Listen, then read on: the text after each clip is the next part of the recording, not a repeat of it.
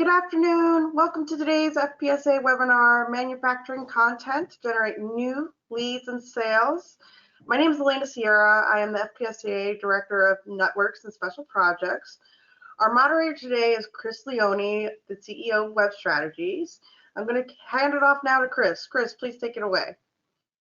Well, hey, thank you so much for having us on today. This is such a big topic, and we're so excited to dive into it. I want to take a moment to thank everybody for joining today as well. I know you guys are all really busy, so thanks for hopping on the webinar or for listening to this after the fact. We'll start with some quick introductions, and then we'll get right into the meat of the webinar. So yes, my name is Chris Leone. I'm the CEO of Webstrategies.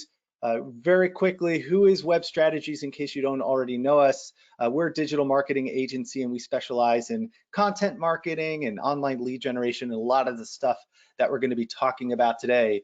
We work with manufacturers all across the country, especially those who are looking to transition from trade shows to more of a digital marketing model, or they just want to kind of embed digital marketing more into their day-to-day marketing and sales activities. That's what they come to us for. So that's a little bit about me and Webstrategies. I want to introduce everybody else who's going to be speaking on this topic today. Jennifer, why don't you start just real quickly who you are and your background, and then we'll go from there. Hi, I'm Jennifer. I work with Rubber Fab. We're an FPSA member. Rubber Fab makes hoses and gaskets for the pharmaceutical and food industries. I'm the marketing and creative manager, so hopefully I can bring some insight to all things marketing. Wonderful. Thank you so much, Jennifer, for taking some time to join us. It's so great to have somebody who's living and breathing this every day to add some additional perspective and context to the conversation. Howard, how about you just take a moment too?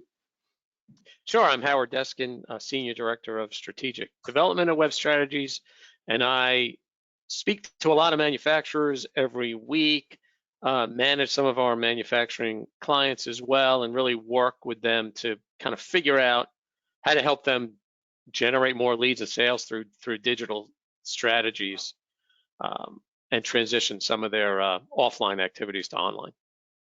Wonderful. And Preston. Hi, good afternoon, everyone. My name is Preston Kendig, and I'm on the account management team at Webstrategies. So I'm, in the trenches day to day with my clients, trying to help them grow their businesses. Wonderful. So yeah, this webinar is just chock full of people and perspectives who are doing this every day. So we have a lot of really interesting anecdotes and stories and principles that we hope that you can take back with you and implement right away. We really like to put as much practical information in these webinars as possible, but we also like it to be interactive. So if at any point you have a question, please drop it into the question box on GoToWebinar, and I'll be keeping my eye on that as we go, as well as Elena, and we'll pick some out if we can kind of fit it in the moment. Otherwise, we'll make sure we get to everything at the end. So with that, let's get into the heart of the webinar here. Now, content marketing, as I mentioned a moment ago, is a huge topic. And because of that, there could be a lot of confusion and maybe even false starts at integrating this into your marketing strategy. So if that's you, don't feel bad. It's the case with so many businesses out there. So one of our main goals for today is to demystify content marketing and how it should be applied to your marketing efforts.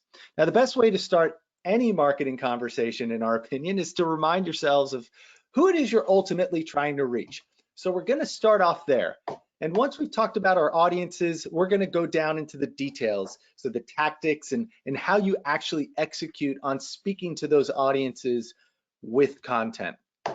So let's talk about our audiences. For the purposes of today's webinar, we're going to focus really on two primary audiences.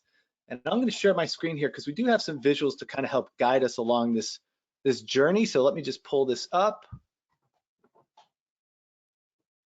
All right, here we go. All right, so like I said, there are two audiences that we want to be talking about today.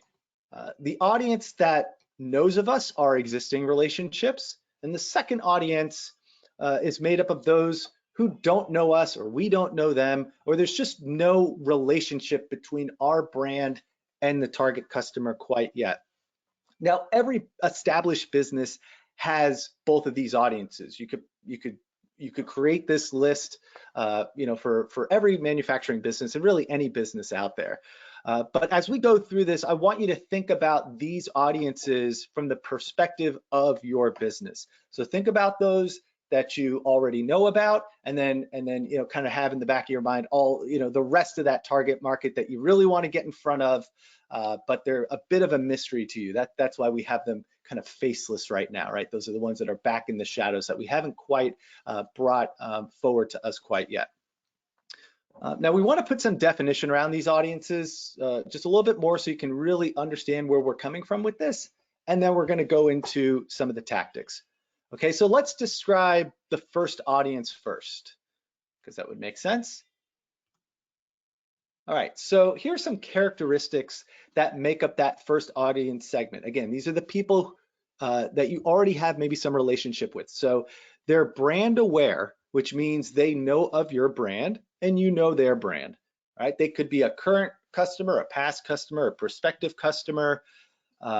The point is, though, is that there is trust established to some degree, either because you've done work before, you've met them several times at trade shows or conferences, and they know a bit about you and they trust that you do a good job. There just hasn't been that kind of magical moment where the two companies have come together. But there is trust there. There's probably a personal relationship between maybe your sales folks and someone on one of their engineers, or engineer to engineer, but there is some connective tissue there. Another really critical point is that you probably have these people in your CRM already. Okay, so they are identified. You could export a list of these people today if you so chose. And then the other important piece here is that you can quantify how many are in this audience for you. You can quantify it at the brand level, and you can quantify it at the individual level. In other words, those who are within that company that you might want to be speaking to or ultimately convert into a customer. Now, again, these are not existing customers for the most part, unless you're talking about selling more to your existing customer base. But a good percentage of them are probably past customers or prospective customers. And Jennifer, I wanted to ask you real quick, because we were talking about this before we went live.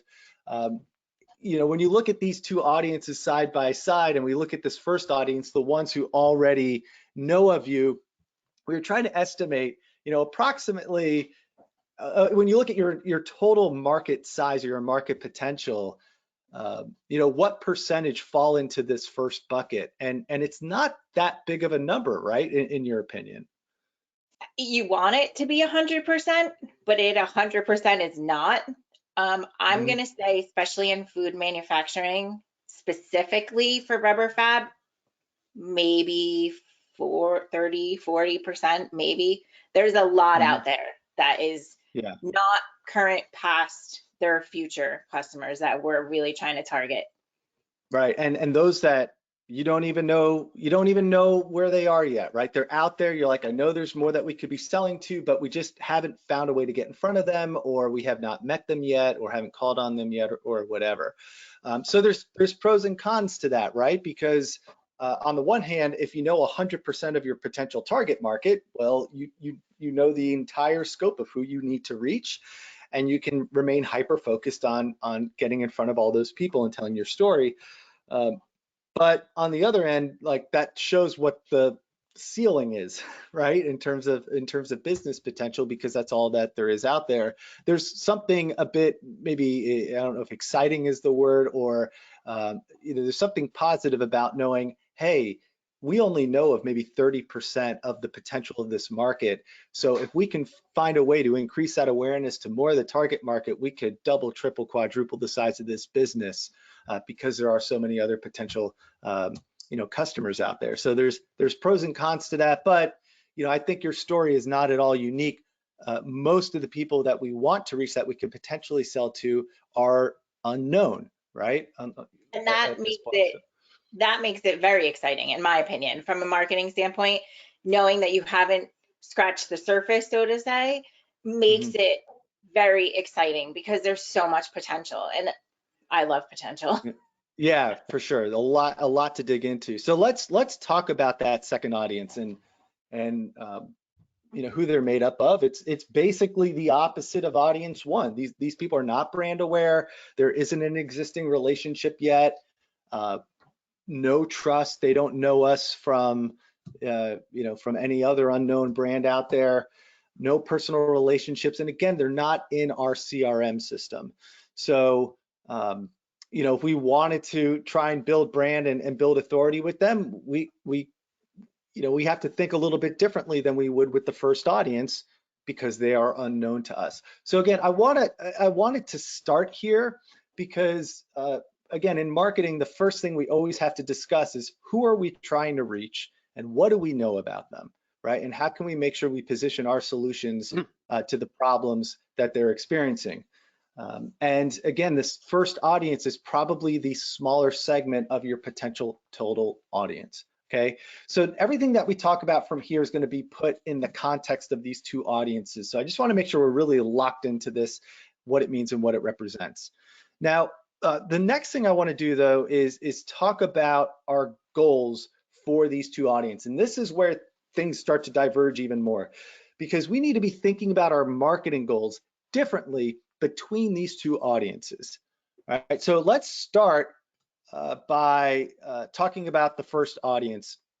And Jennifer, I want to ask you, because you've tried to maybe quantify this first audience, so you have an idea of who they are, you know how many there are. What are the goals? What, in your opinion, should we be trying to accomplish with this audience who's maybe not yet a customer, but we know of them and we can get in front of them? Staying in front of them is number one, is a big one, but you have to build, especially if they're a past customer, building trust is really important. I know for a fact now, maybe 20 years ago, we may have been one of the largest gasket manufacturers. That's not the case now. We're not the only game in town. So that makes it a lot more competitive. So staying in front of people and building audience one's trust that they want to come back if they had an experience with you, continue that experience, reach out to them. The great thing about Rubber Fab is we have a very large product line. So I can push different materials in front of people that they may not remember we had. But staying in front of them and building that trust is so important. Yeah, absolutely. And I think this is the part that some marketers, or maybe I should say more on the sales side, and others may struggle with at times, because this is not super quantifiable. Like, how do we know that our trust is increased? How do we know that our reputation has increased? And when it's hard to quantify, especially in a digital age, we may start to shy away from that and want to go for kind of the short-term quick win, the things that we can quantify pretty easily. But the reality is, only 10% of your potential market or so is in the buying mode at any given point in time, 1 out of 10, okay? That means that the other 9 out of 10 are not actively looking for your type of solution. So really, we can't try and sell that other 90% when they're not in a sales mode, when they're not in a buying mode. We need to be doing the other things that position the company well for when they do enter the buying mode. And so, Jennifer, to your point, focusing on increasing the trust, increasing the reputation, and then just like the most obvious thing, which is keeping the brand visible in front of them so that it is top of mind when they enter a buying mode, is so critical. Because again, we can't force someone to buy when they're not in the buying mode.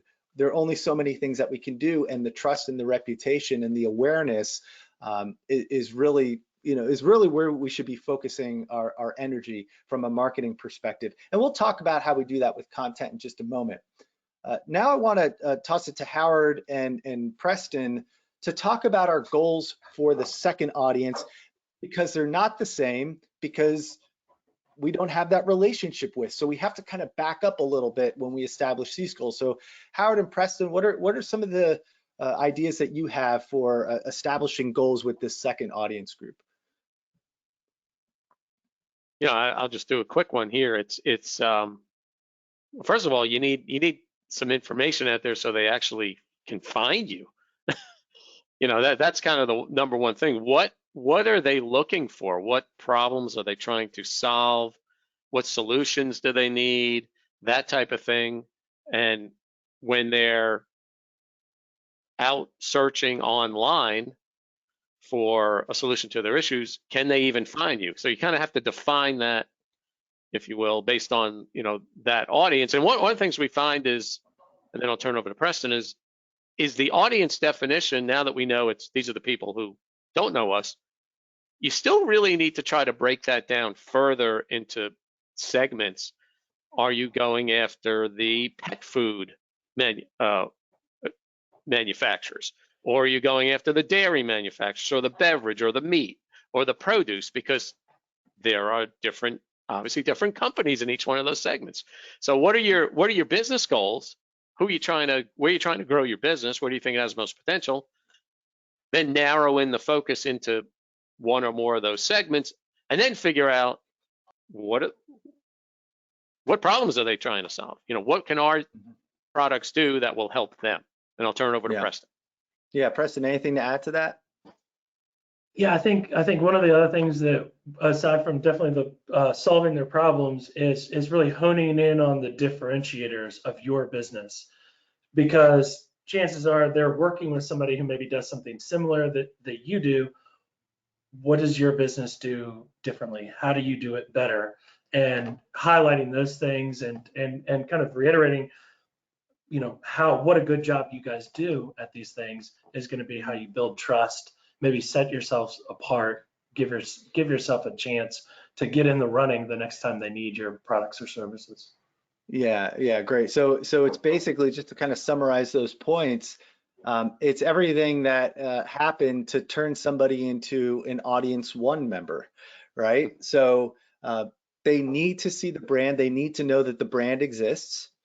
And then we need to start building trust and reputation and awareness once we've become visible to them, and make sure that this person on the other end clearly understands that you are a provider of the solution that they could use down the road.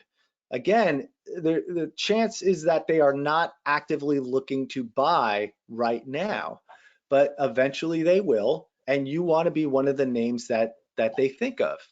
And not just because they saw a LinkedIn ad 3 years ago, but yeah, maybe they saw that LinkedIn ad, but they continue to see ads, they continue to see other things, they've been to the site, all the stuff we'll get to in a moment. So now that it basically turns them from an audience 2 member into an audience 1 member, okay?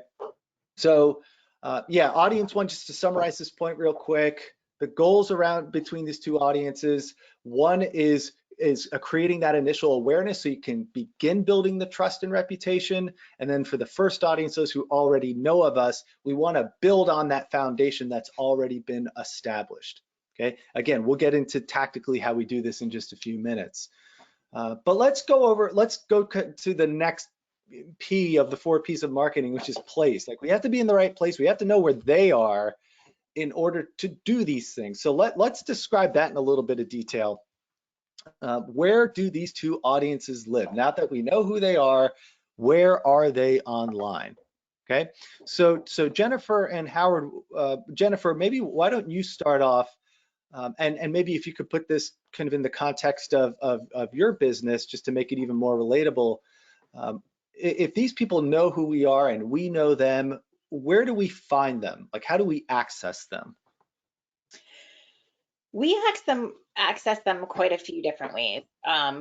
Obviously, social media is a great way to get in front of people. We also access people, we use the CRM information that we have. And because, as you said, Chris, people are not always in a buying mood. Hardly ever are they in a buying mood unless they come to you directly. We give them information. We send out email newsletters. We don't push buying so much as knowledge. These people are looking for something. They're going to be looking for something at some point, and you are the person that they need to come to. So we need to really, I do research all the time. I'm actually researching an industry right now that I know nothing about. And I'm always wondering where people are. How are they finding us? How are we finding them? Where did they find us? Where do we go? There's so many different ways to do it. But even if you got an email from a year ago, use it and just send information to keep in front of them. Yeah. Howard, anything you want to add to what Jennifer just mentioned? Yeah, I think it's education rich at the end of the day, but there are some, some ways with the information you have on people in your CRM. Maybe they've purchased XYZ product of yours in the past.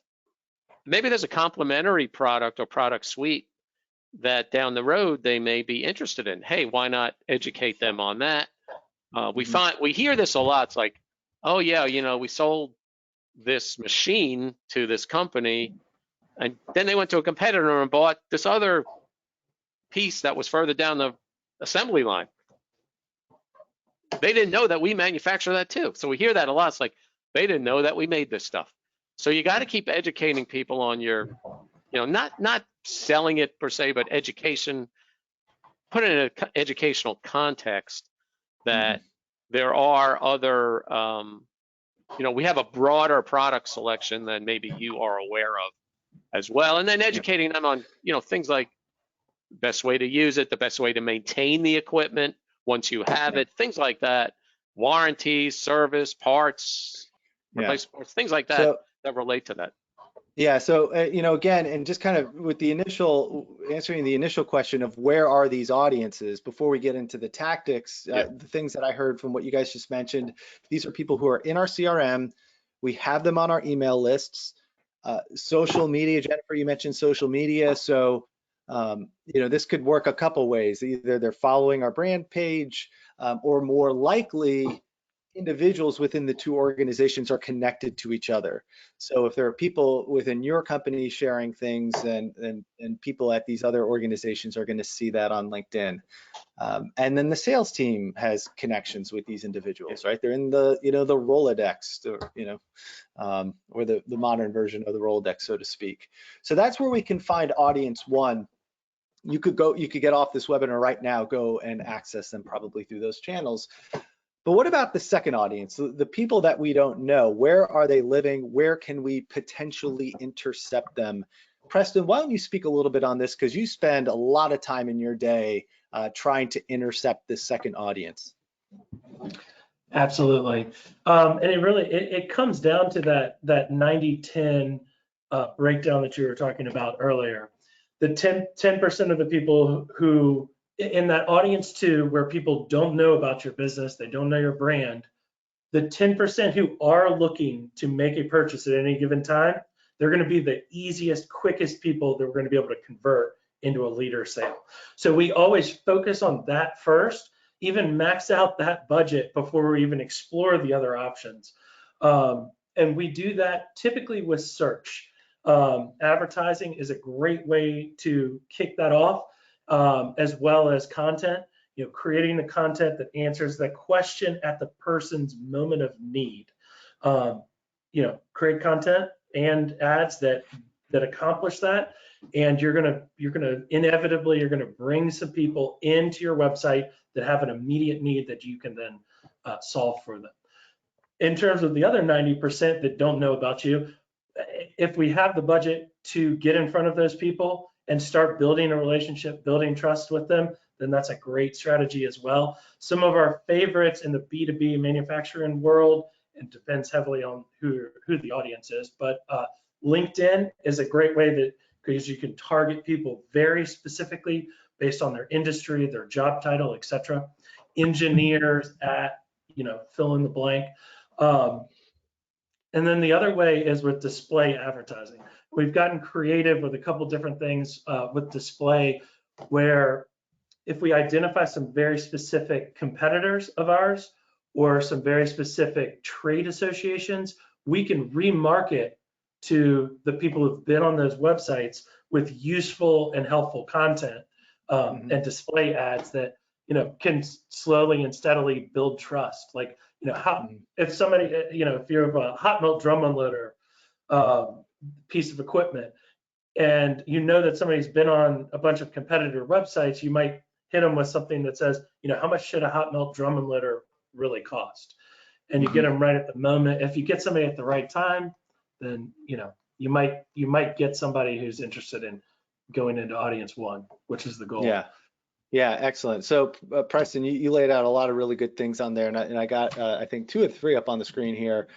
Researching in search engines. So many purchases begin with a search in a search engine, and most searches happen in Google, right? So your potential audience is out there looking for either solutions, to go out and hire somebody, or the vast majority are probably doing very preliminary research or just research into maybe some of the problems that they're experiencing. So there's just so much attention and so many people raising their hands in Google looking for answers to questions. That's a great way to intercept somebody.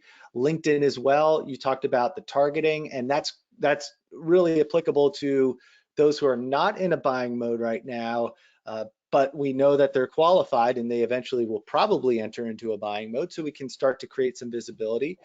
And then you talked about display advertising. We could get really creative with how those ads get in front of the right people.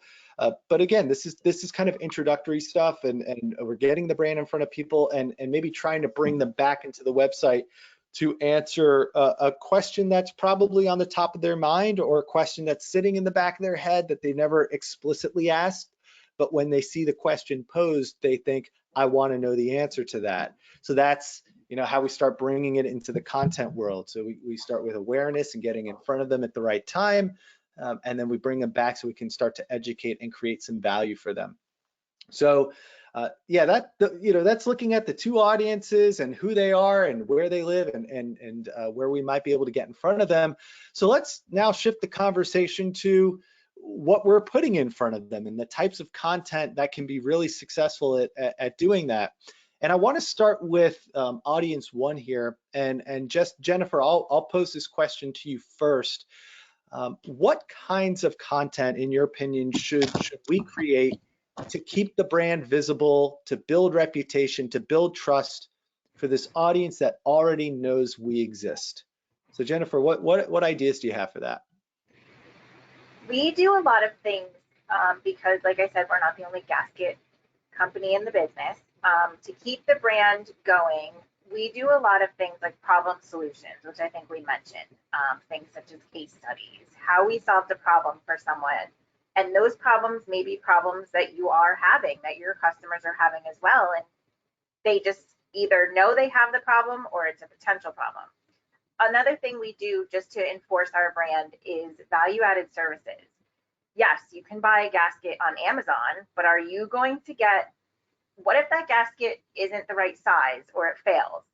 Has anyone ever called Amazon? You can't get anybody.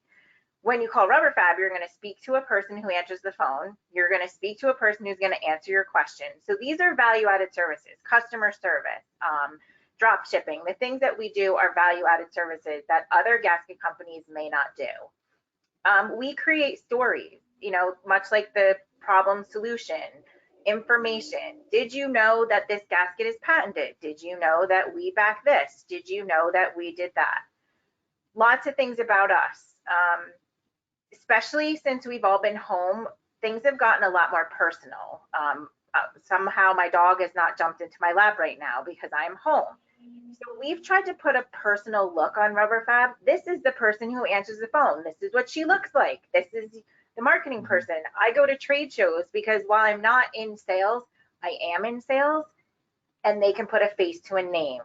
That just makes people feel better. You are not some person in another country. You are a real human being. This is what I look like. Hi, how are you? I have people come to me at trade shows because they just, oh my God, I've emailed you, I've talked to you on the phone. You're just reiterating your brand and you're being real and you're a real person. We also do a lot of video and stuff. People like to see where they get their gaskets. What does it look like? Are you in a big, huge facility? Are you in a little teeny tiny office? Things like that just differentiate you from another brand. And humanizing the brand, right? I love some of those examples that you gave. Putting a face to a lot of this. Sharing with people a little bit more about the company, the values of the company, how you guys are exemplifying those values. There's just a lot of ways to make the brand more than a logo, right? And to create some emotion and some feeling behind it. And this is really some of the easier content. It's more personal, but it doesn't require, a ton of thought to be able to create this kind of stuff. We have several examples on here how that can be expressed on the About Us page, the Why Us, making the mission and the vision known. Video is such a great way to take this to the next level because every other website has this stuff. So if you can express it in video form, all the better, really. I know we've created a video for ourselves just for our recruiting efforts, and almost every candidate I talk to references having watched the video because it's a different type of content to consume, and it's better than what others are putting out there. So that makes an impact. So there's a lot of wonderful ways to humanize this, and from a distribution perspective, Jennifer, you touched on several of these, but this is stuff that can live on the website. This is stuff that can get pushed out through email. This is stuff that can live in places like YouTube. So there's a lot of ways to distribute this type of content. It's not that complicated to produce, and it creates almost like the humanizing part almost creates something like a minor celebrity effect too, because if they see your face for months or years, and then they finally see you in person, there's just something fascinating about the way you respond when you see someone in person that you've seen through another means for so long. So this stuff is pretty low-hanging fruit in our opinion, and a great way to build up the brand while people sit back in that non-buying mode. I want to go over to another type of content that could be really effective for this first audience, and that is building up the reputation. So Jennifer did a great job of talking about how we build the brand and how we humanize the brand a little bit through content, but how do we start to build the reputation of the brand for that audience that already knows us? Howard and Preston, why don't you two speak on that for a little bit? Right. Yeah, go ahead, Preston. You can start this one. So when it comes to somebody who already knows you, building that reputation, there's so many ways that we can do that. One of my favorites is testimonials, getting testimonials out there, doing interviews with customers. Video, again, is great. And a video of yourself talking about something or your products and services is great. But what's even more powerful is you get one of your customers in a video talking about what the experience is like working with your business. We've done that for a few of our clients, and that just continues to get views and people are engaged with that content. But yeah, I mean, there's so many things from creating case studies and stories that continue to kind of help with that reputation. And Howard, if you have anything you want to add to that. Yeah, sure. And Jennifer mentioned kind of the after sales service and parts, ways that you've helped customers get through an experience maybe that they were dealing with or a problem. That's always a great one, and that can be inside a case study or they can just talk about it in a video. One of the things we like to do is really help clients. You want to show that you know your customer's business. So I have an example, Chris. It's like I think it's slide 16. This is just an example of somebody we found online that did a nice job of this, where they really broke down the industries and sub-industries that they work in. And you can kind of see from their menu structure. So this tells a potential customer, like, all right, they know food. That's pretty good. Oh, they know confectionery. Well, that's what we do. That's us. Let me go to that page and read all about what they know about, their equipment for the confectionery business. Maybe there's a case study linked on the page as well. So that helps build up your reputation that you guys are experts in that specific micro industry or micro vertical, we call it. So we find that to be, an effective way to help boost the reputation that you can serve that type of industry. Mm-hmm. Yeah, and Howard, this is such an important point because when we say content marketing, people think that needs to be video, Yeah. or like something really over the top and very graphical. But sometimes it's just making sure there's content on your website that speaks directly to the soul of your prospective customer. And some of the lowest hanging fruit, in our opinion, is to represent the industries that you serve on the site so that they can very quickly and easily qualify themselves. You don't want the user thinking and trying to connect the dots to determine, do they do what I need, or I'm not going to call them because if I ask, I could sound like an idiot, right? Or like, I don't know, I'm not going to waste my time with it. Yeah. So this, you can actually get to the page where it talks about confectionery, but really you've done 80% of the work by just having it in that drop-down menu, if you think about it, in terms of making that initial connection. And then everything else after that is gravy, or icing, I guess I should say. And this is a great opportunity to really build out the content that speaks to that specific industry and why it's different and why we know you so well and the experience that we have with it. Again, this is what we're trying to do here, is build reputation and continue to build trust. So if we're getting that existing audience back on the website, and maybe they don't quite know to the extent that we can work within their industry, this is a great way to make that happen. All right, so we've talked about really two ways to focus on the known audience. That, it's really about building brand and reputation and awareness. That's really, I think, what's at the heart of that. And frankly, just to be transparent, we did a ton of that for ourselves. Webstrategies did in this time last year, right? Because all of a sudden, no one was in a buying mode, but we knew who our audience was. We had a pretty good idea. We had been interacting and talking with them for many years, and we decided, look, we can't get people to, invest in marketing right now. No one does. No one knows what's going on.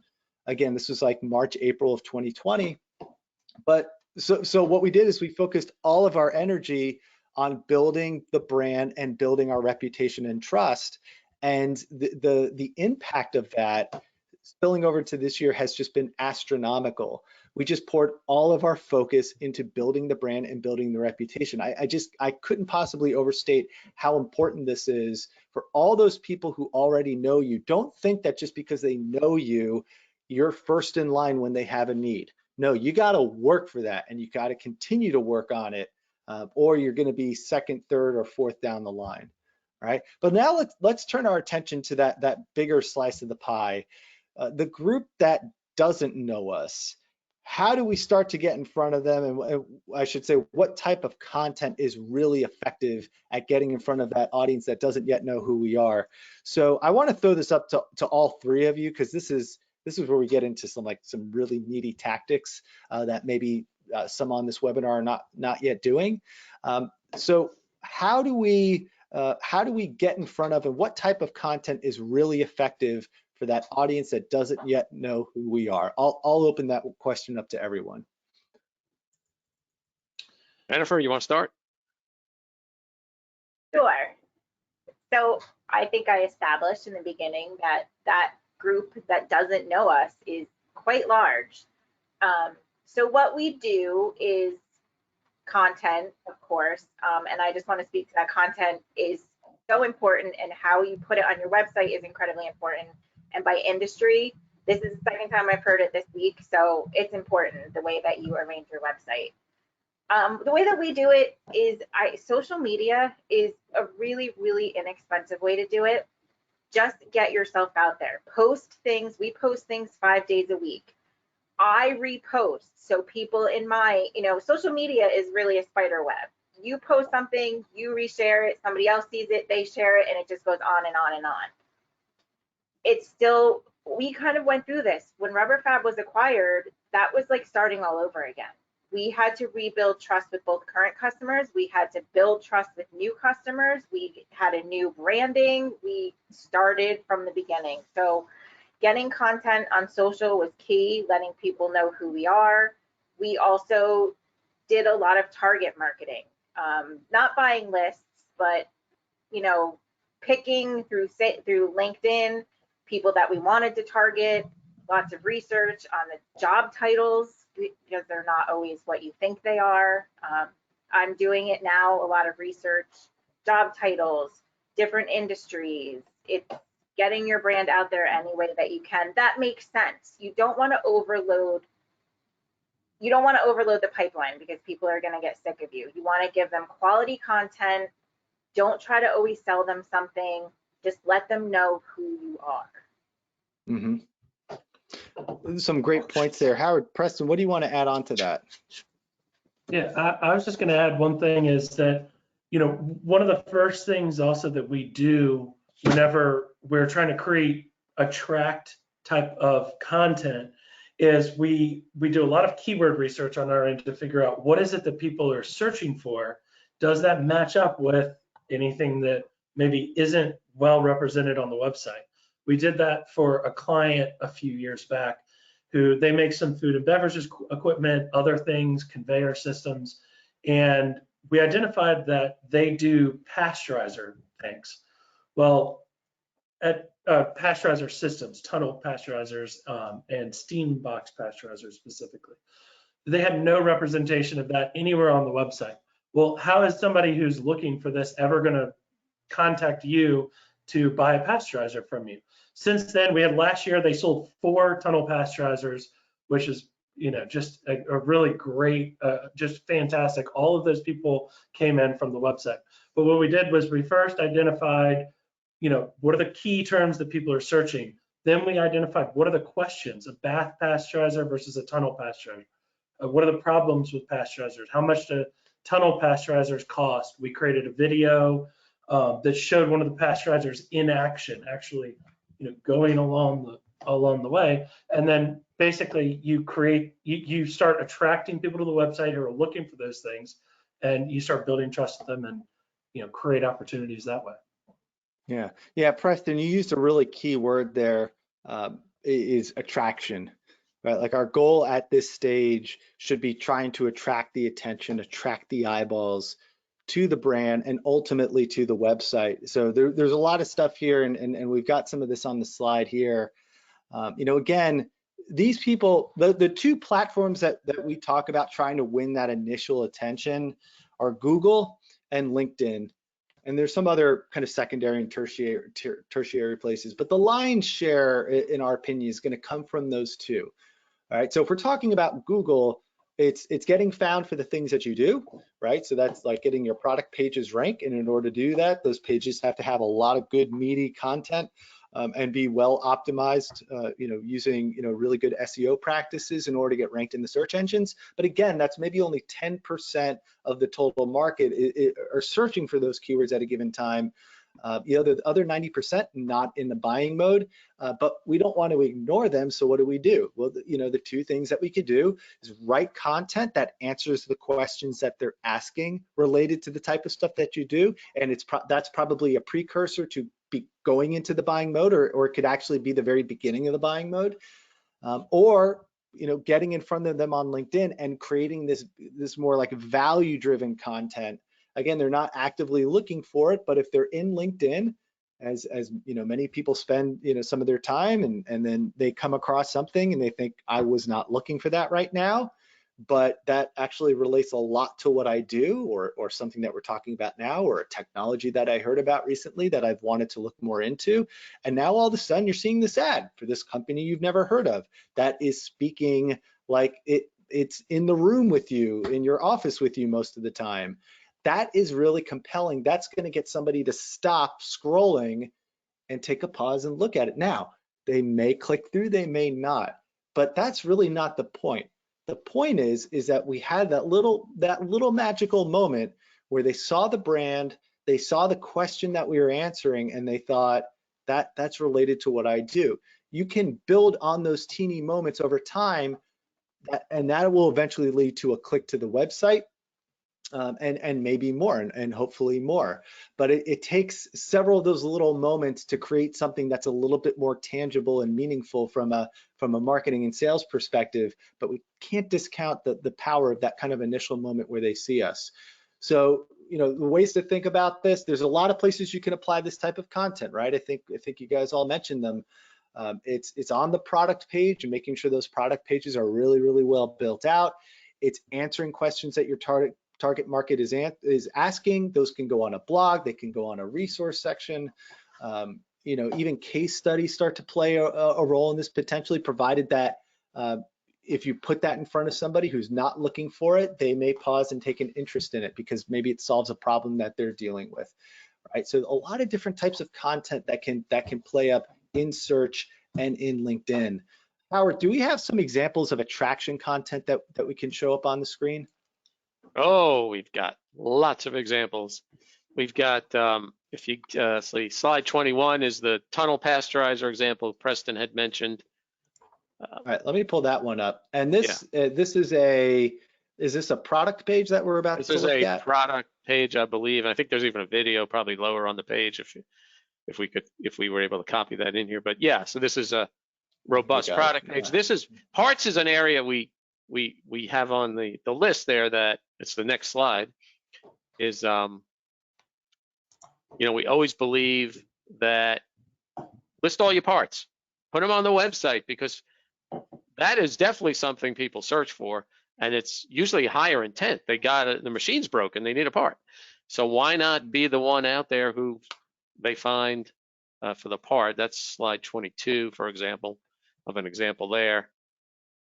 And then lo and behold, slide 23 shows how the part shows up in the Google search. Well, this happened to be an ad, but there's a search underneath there as well. So we do have some good examples. One of the other big area we find on the manufacturing sites is a lot of great information is buried in PDFs from the old days. Some the new days too. A lot of great information. And we have an example on slide 24 where we found Preston, one of his folks. You can explain this one. Oh yeah, we had, 10, 15 just fantastic PDFs with great content, and none of that was actually HTML content on the site. So we created a plan, and for a period of a few months, we just said, okay, we're gonna take what already exists, make it a little bit more accessible, easier to get to, easier for Google to understand. Not that Google can't completely understand what's on the page, but with a PDF, but it's much better to have it in an HTML and in a real piece of content. Yeah, and that's a picture that the world just needs to see. Oh yeah, A bunch of chicken sitting on a saw blade. Yeah. I know, right? Got to clean that blade well. But like looking at this, I mean, it's already built for some of the keywords that you could go after. Poultry processing blades. That's a keyword that some people are searching. Machine blades for poultry processing. That's a head like an H1 or H2 of a page. You know, just kind of, you know, larger text on the page. These are things people are searching for. You just got to get it on the site. You get it on the site. You do the proper optimization work to it. You just have to have a good firm who knows how to do that kind of stuff.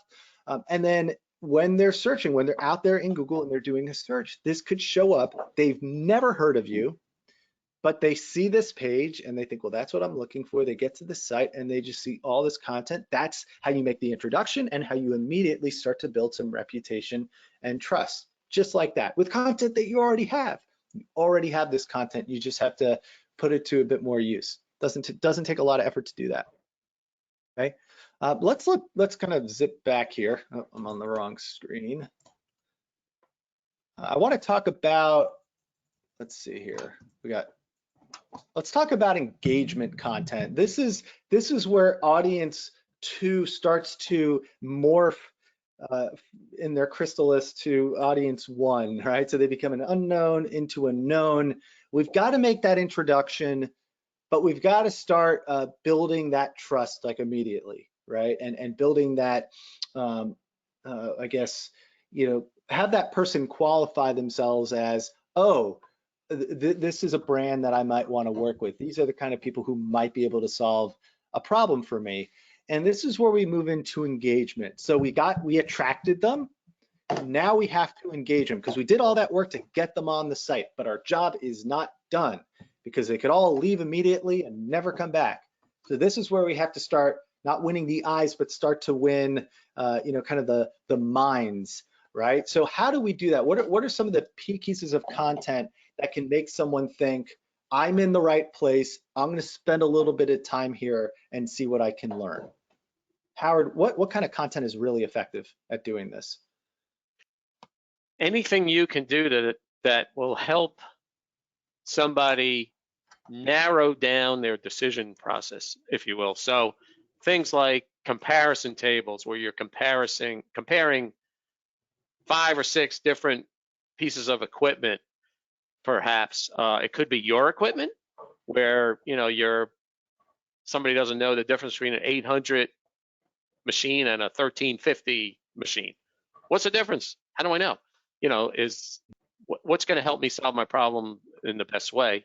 So those types of things, you can compare your equipment against competitors as well.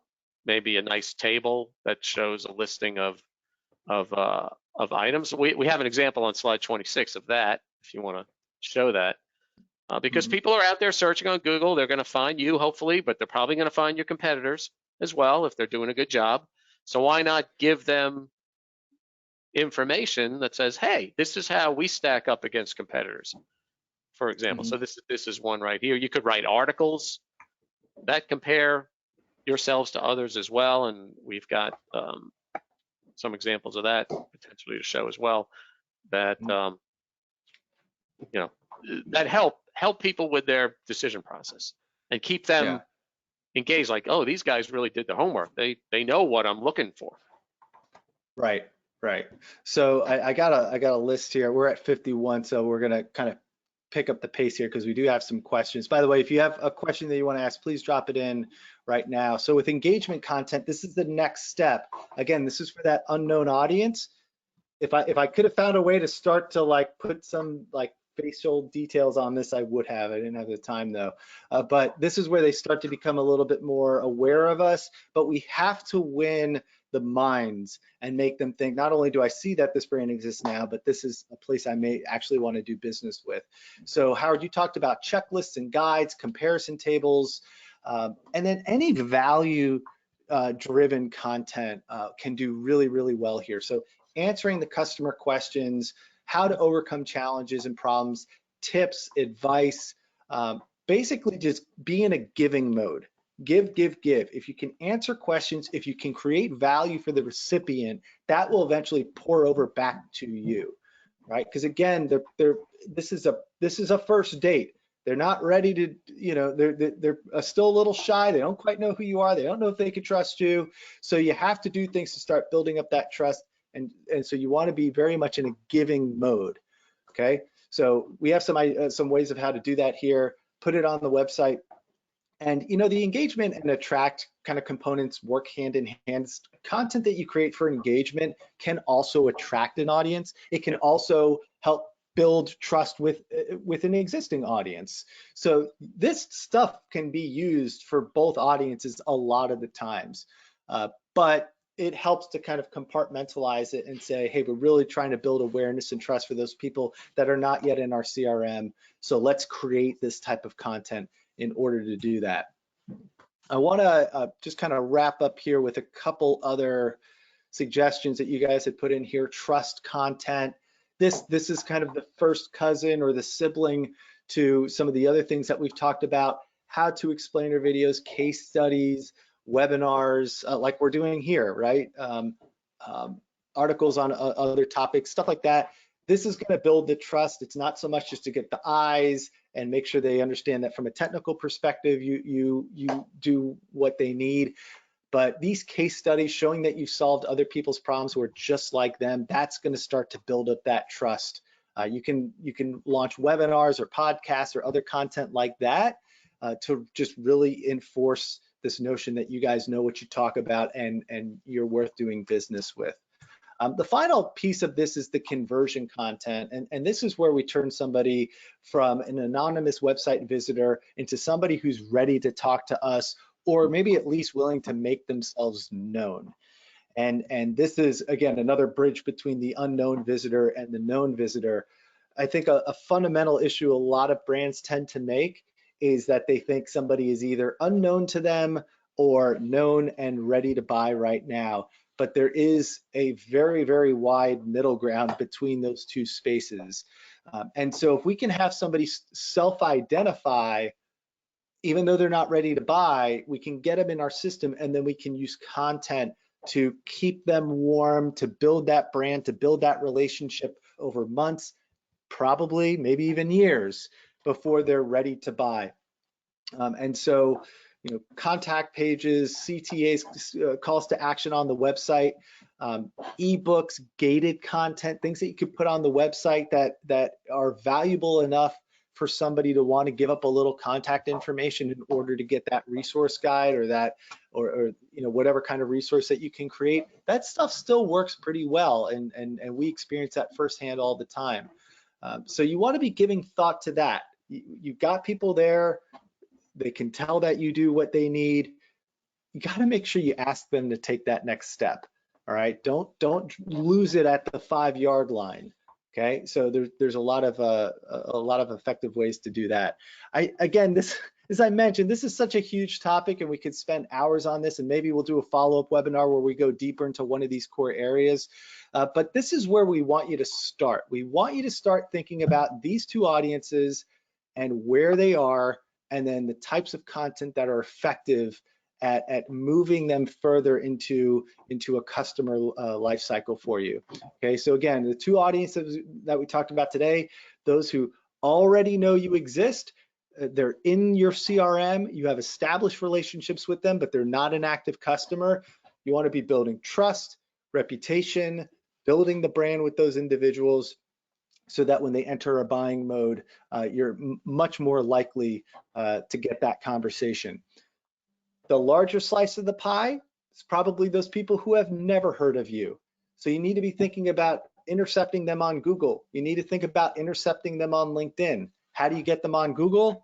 Getting pages ranked, put a lot of content on those pages, answer the questions that they are searching into Google. If you answer those specific questions, they will find you, they will become aware of you, and you will start to build that relationship. On the LinkedIn side, you can run ads to target, you know, based off of company and job title and the like. And that's just a great way to put a piece of content in front of somebody that's very relevant to the problems that they face. You may not get the click right away, but that's how you start to become known. And then over time, that can build into something more meaningful. So that is the absolute 30,000-foot view of this topic, and I would love to go into it a little bit more deeply at some point in the future, and Elena, hopefully you'll have us on to do that. I do want to kick it over just to a couple questions that did come in. Oh boy, I said a couple, we've got more than that. I hadn't checked for a few minutes. So lightning round questions here. Let's not take too much time so we can get to everything. Can you name some of the research platforms that we utilize besides LinkedIn when looking for your target audience?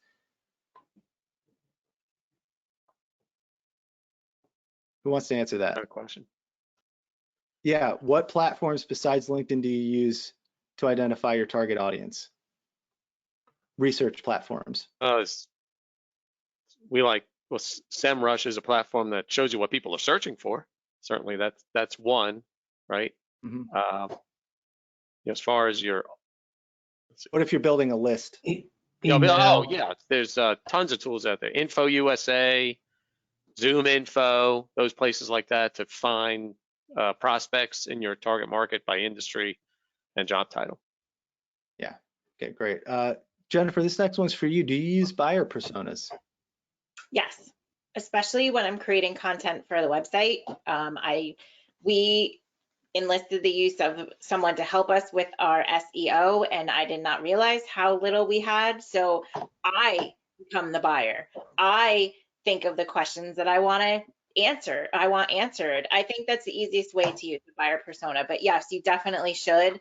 If it has to be yourself, it has to be yourself. That's how you come up with keywords. What would I search for? Is it gasket? Is it gaskets? Is it rubber gasket? Is it rubber gaskets? Is it black gasket? Is it clear gasket?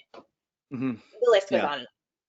Yeah. Buyer personas are kind of the next level of what we did today, right? Because we started with making known that there are two general audiences, but you definitely want to go several levels deeper in that, and that's where buyer personas come into play. So you can really start to humanize the people within these groups, where they go, how they search, what they're interested in, the pain that they experience in their roles, what they're trying to ultimately gain in their roles, and that's where, you know, the ideas really start to flow. The more you can personalize these people, the more your solutions start to become visible to you. Here's a question about the rules and the regulations on email marketing. Now, this person's in Canada, and I will say right off the bat, Canada is stricter. I believe Canada is a lot stricter when it comes to email lists.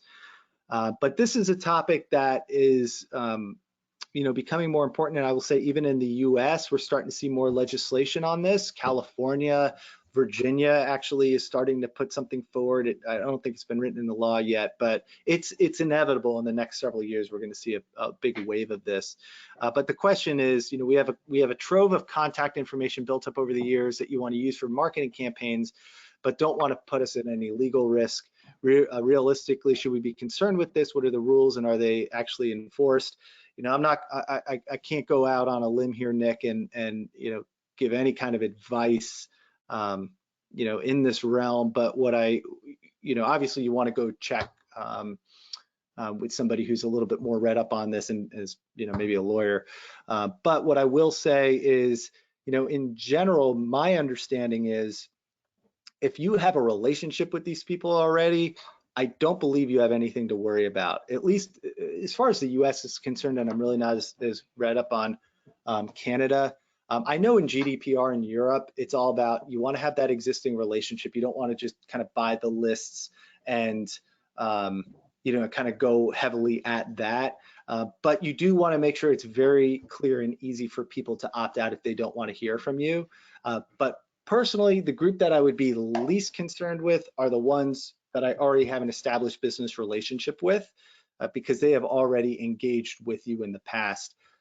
I would start there and work outwards from that, but I would certainly recommend talking to somebody who's more in the know on that. But for everybody else, I would say that this is, you certainly want to start getting pretty tight with this and just stay aware of what's going on. The good news is that there's usually a pretty generous grace period to get the house in order here. I think GDPR was a couple years, I want to say, and California, gave a lot of time too. And the other good thing is, I believe this applies more to larger organizations. Again, you want to check this for yourself, but if it's like organizations over a certain size that they're prioritizing. That's what I've seen. But again, not trying to give advice here, just trying to share some experience. Okay. How can you encourage sales employees to promote your company to their followers or audiences? Jennifer, this sounds like something you may have had to deal with.